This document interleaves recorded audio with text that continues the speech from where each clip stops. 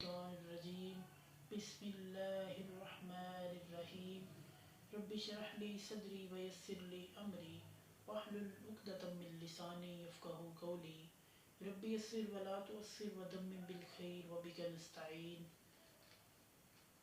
أما بعد فأعوذ بالله من الشيطان الرجيم بسم الله الرحمن الرحيم السلام علیکم ناظرین، ہم نے پچھلی چند محافل سے قرآن مجید فرقان حمید میں جو آیات اور محکمات ہیں ان کے اندر جو پوائنٹس اور نکات موجود ہیں ان کو اردو ترجمے کے ساتھ آپ کے سامنے بیان کرنا شروع کیا تھا. تو آج اسی سلسلے کو ہم آگے بڑھا رہے ہیں. ہم الحمدللہ سورہ نساء تک پہنچ چکے ہیں. سورہ نساء کی آیت نمبر 127 سے لے کر 134 تک کے اندر جو احکامات ہیں ان کو آپ کی خدمت میں بیان کریں گے. تو آئیے ہم آج کی خوبصورت محفل کا آغاز کرتے ہیں. اعوذ باللہ من الشیطان الرجیم بسم اللہ الرحمن الرحیم. وَيَسْتَفْتُونَكَ فِي النِّسَاءِ، اور وہ آپ سے پوچھتے ہیں، وہ آپ سے سوال کرتے ہیں، وہ آپ سے کویشچن کرتے ہیں عورتوں کے متعلق. وہ آپ سے عورتوں کے متعلق پوچھتے ہیں. قل، کہہ دیجئے، اللہ یفتیکم، کہ اللہ تبارک و تعالیٰ تمہیں بتاتے ہیں. یعنی تم نے عورتوں کے متعلق پوچھا ہے نا، تو اللہ تبارک و تعالیٰ تمہیں بتاتے ہیں کہ کیا حکم دینا ہے. فیہن وما یتلی علیکم فی الکتاب، یعنی ان کے متعلق اور جو کچھ کتاب میں تم پڑھتے ہو اس حوالے سے بھی. فی یتام النساء، یتیم عورتوں کے متعلق، یتیم عورتوں کے متعلق بھی اللہ تبارک و تعالیٰ تمہیں احکامات بتاتے ہیں. اللاتی لا تؤتونہن ما کتب لہن، وہ جو تم ان کو نہیں دیتے، جو فرض کیا گیا ہے ان پر، یعنی جو ان پر فرض کیا گیا ہے، جو ان کا اصل حق ہے وہ تم ان کو نہیں دیتے. ٹھیک ہے، تو اس حوالے سے بھی اللہ تبارک و تعالیٰ تمہیں بتا رہے ہیں اس آیت میں. اور ان مزید آیات کے اندر اللہ تبارک و تعالیٰ تمہیں اسی والے سے بیان کریں گے. وَتَرْغَبُونَ أَن تَنْكِحُوهُنَّ، اور تم رغبت رکھتے ہو کہ تم ان سے نکاح کرو. یعنی یتیم عورتیں ہیں اور تم یہ رغبت رکھتے ہو کہ تم ان سے نکاح کر لو. اور کچھ ایسی ہیں جو کہ شکل و صورت کی خوبصورت نہیں ہے، تم یہ چاہتے ہو کہ تم ان سے نکاح نہ کرو. یعنی جو خوبصورت ہے تم ان سے نکاح کرنا چاہتے ہو، اور جو بدصورت ہے تم ان سے نکاح کرنا بھی نہیں چاہتے، اور جو ان کا ہو رہا رشتہ وہ اس وجہ سے بھی نہیں ہونے دینا چاہ رہے کہ کہیں جو ان کے مال کا جو حصہ ان کا بنتا ہے وہ کہیں کسی اور کو دینا نہ پڑ جائے. اس وجہ سے تم جو ہے کسی اور سے بھی ان کا رشتہ نہیں ہونے دے رہے. یہ غلط بات ہے. وَالْمُسْتَضْعَفِينَ مِنَ الْوِلْدَانِ، اور کمزور بچوں میں سے جو ان کے احکام ہیں وہ بھی اللہ تبارک و تعالیٰ بیان کر رہے ہیں. وَأَن تَقُومُوا لِلْيَتَامَى بِالْقِسْطِ، اور اللہ تبارک و تعالیٰ یہ بھی حکم دے رہے ہیں کہ تم یتیموں کے متعلق انصاف سے کام لو. یعنی جو ان کا حق بنتا ہے وہ تو ان کو دو نا. یعنی اگر وہ بالغ ہو گئی ہے یتیم بچی تو اس کی شادی کر دو، یہ اس کا حق ہے، اور اس کا جو حصہ بنتا ہے وہ اسے دے دو. وَمَا تَفْعَلُوا مِنْ خَيْرٍ، اور جو تم بھلائی کرو، فَإِنَّ اللَّهَ كَانَ بِهِ عَلِيمًا، تو اللہ تبارک تعالیٰ اسے خوب جانتے ہیں. جو تم بھلائی کرو گے، تو جو تم اچھا کچھ کام کرو گے تو اللہ تبارک تعالیٰ کہتے ہیں کہ میں اسے خوب جانتا ہوں. وَإِنِ امْرَأَةٌ خَافَتْ مِنْ بَعْلِهَا، اگر میاں بیوی کے بارے میں کچھ احکامات بیان ہو رہے ہیں کہ اگر جو بیوی ہے وہ اس بات سے ڈرے کہ اس کا خاوند جو ہے نشوزن اس پر ظلم کرے گا، او اعراضن، یا اس سے منہ پھیرے گا. یعنی بیوی کو یہ ہے کہ خاوند جو ہے وہ اس پر ظلم کرے گا یا اس کی بات نہیں مانے گا، یا آپس میں کوئی نچاکی ہو جائے گی، قریب ہے کہ نچاکی ہو جائے، تو کیا کرے. فلا جناح علیہما ان یصلح بینہما، تو ان دونوں میں اس بات پہ صلح ہو جائے تو اس میں کوئی گناہ نہیں. یعنی اگر کسی بات پہ مصلحت ہو جائے، کوئی بات یعنی جیسے کہتے ہیں کہ مکمکا ہو جائے پنجابی میں کہتے ہیں، تو ان دونوں کے درمیان کوئی جو ہے جیسے پنجابی میں کہتے ہیں کہ رلدی ملدی ہو جائے، تو جو ہے صلح ہو جائے، تو اس سے بہتر کوئی اور بات نہیں ہے۔ اللہ تبارک و تعالیٰ کہتے ہیں کہ ان کو چاہیے کہ وہ آپس میں صلح کر لیں، تاکہ جو بیوی کو یہ ڈر ہے کہ شوہر اس کی بات نہیں مانے گا، تو وہ معاملہ سالو ہو جائے گا، حل ہو جائے گا۔ وَالصُّلْحُ خَيْرٌ، اللہ تبارک و تعالیٰ کہتے ہیں کہ جو صلح ہے نا وہ بڑی بہتر ہے، یعنی کسی بھی معاملے میں صلح بہتر ہے، لڑائی سے صلح بہتر ہے۔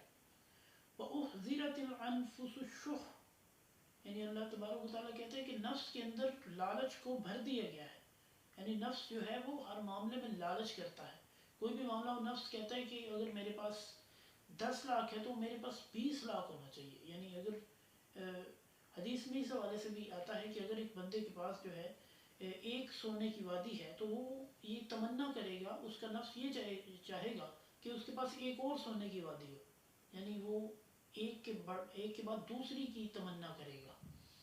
وَإِن تُحْسِنُوا وَتَتَّقُوا، اگر تم نیکی کرو اور اللہ تبارک و تعالیٰ سے ڈرتے رہو، فَإِنَّ اللَّهَ كَانَ بِمَا تَعْمَلُونَ خَبِيرًا، تو بے شک اللہ تبارک و تعالیٰ تمہارے اعمال کو خوب جانتا ہے اور تمہارے اعمال سے خبردار ہے۔ وَلَن تَسْتَطِيعُوا أَن تَعْدِلُوا، اور ہرگز نہیں تم طاقت رکھ سکو گے کہ تم عدل کرو، بین النساء، زیادہ عورتوں کے درمیان، ولو حرصتم، اگر تم لالچ رکھتے ہو، اگر تم لالچ رکھنے کا مطلب یہاں پہ یہ ہے کہ اگر تم کسی ایک کی طرف ہی جو ہے وہ مڑ رہے ہو، کسی ایک کی طرف ہی بار بار جا رہے ہو، کسی ایک بیوی کے پاس جاتے ہو، تو پھر تم جو ہے وہ انصاف تو نہیں کر سکتے نا، انصاف نہیں ہو سکتا، انصاف ممکن ہی نہیں ہے کہ تم انصاف کرو۔ اگر تم جو ہے کسی ایک بیوی کے پاس ہی جو ہے وہ زیادہ دیر وقت گزارتے ہو، اس کے پاس ہی رہتے ہو، اسی سے جو ہے دوسری بیویوں کو وہ حق نہیں دیتے جو اس بیوی کو دیتے ہو، تو پھر یہ جو ہے اللہ تبارک و تعالیٰ کہتے ہیں کہ یہ انصاف نہیں ہے، یہ انصاف نہیں ہو سکتا۔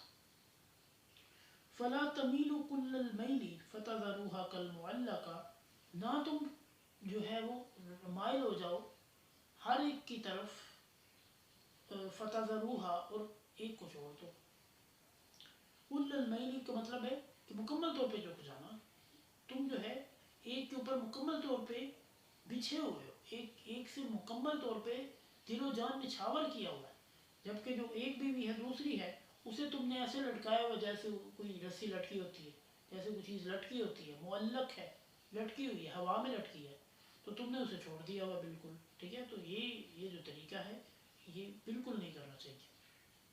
وَإِن تُصْلِحُوا وَتَتَّقُوا، اگر تم پھر بھی صلح کر لو اور تقوی اختیار کر لو تو بڑا بہتر ہے۔ فَإِنَّ اللَّهَ كَانَ غَفُورًا رَحِيمًا، تو اللہ تبارک و تعالیٰ تمہیں معاف کر دے گا، تمہارے اوپر رحم کرے گا اللہ، اگر تم جو ہے بیویوں کو پاس بٹھا کے ان سے صلح صفائی کر لیتے ہو کہ کوئی نہیں، اگر میں نے پہلے کوئی غلطی کی ہے، پہلے میں اگر کسی ایک کے پاس زیادہ رہا ہوں تو اب نہیں رہوں گا، میں اب جو ہے میں سب کے پاس برابر رہوں گا، ایکولی سب کو ٹائم دوں گا، تو اللہ تبارک و تعالیٰ تمہیں معاف کر دیں گے اگر تم یہ کمٹمنٹ کر لیتے ہو۔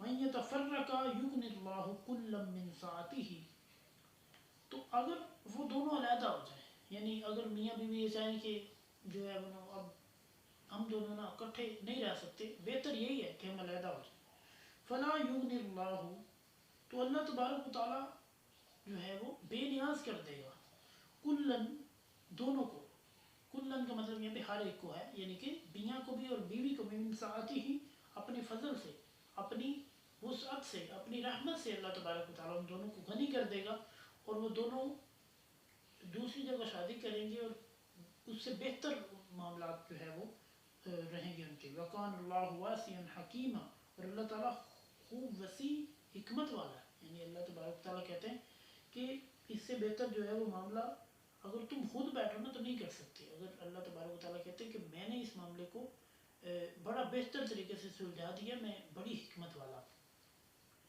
وَلِلَّهِ مَا فِي السَّمَاوَاتِ وَمَا فِي الْأَرْضِ، اور اللہ تبارک و تعالیٰ کے لیے ہی ہے جو کچھ آسمان میں ہے اور جو کچھ زمین میں ہے۔ وَلَقَدْ وَصَّيْنَا الَّذِينَ أُوتُوا الْكِتَابَ مِن قَبْلِكُمْ وَإِيَّاكُمْ، اور البتہ تحقیق ہم نے تمہیں اور تم سے پہلے لوگوں کو ایک وصیت کی، ان اتقوا اللہ، کیا نصیحت کی کہ اللہ تبارک و تعالیٰ سے ڈر جاؤ. یعنی کوئی بھی معاملہ ہو، کوئی اچھا ہو کوئی برا ہو، اگر معاملے سے پہلے اللہ تبارک و تعالیٰ سے ڈرا جائے تو وہ معاملہ بڑا بہتر رہتا ہے، اور بڑا اچھے طریقے سے انجام بھی دیا جا سکتا ہے. یہ حقیقت ہے. وَإِن تَكْفُرُوا، اگر تم کفر کرو، اگر تم انکار کرو، فَإِنَّ لِلَّهِ مَا فِي السَّمَاوَاتِ وَمَا فِي الْأَرْضِ، تو بے شک تب بھی جو کچھ زمین میں ہے اور جو کچھ آسمان میں ہے وہ اللہ کا ہی ہے.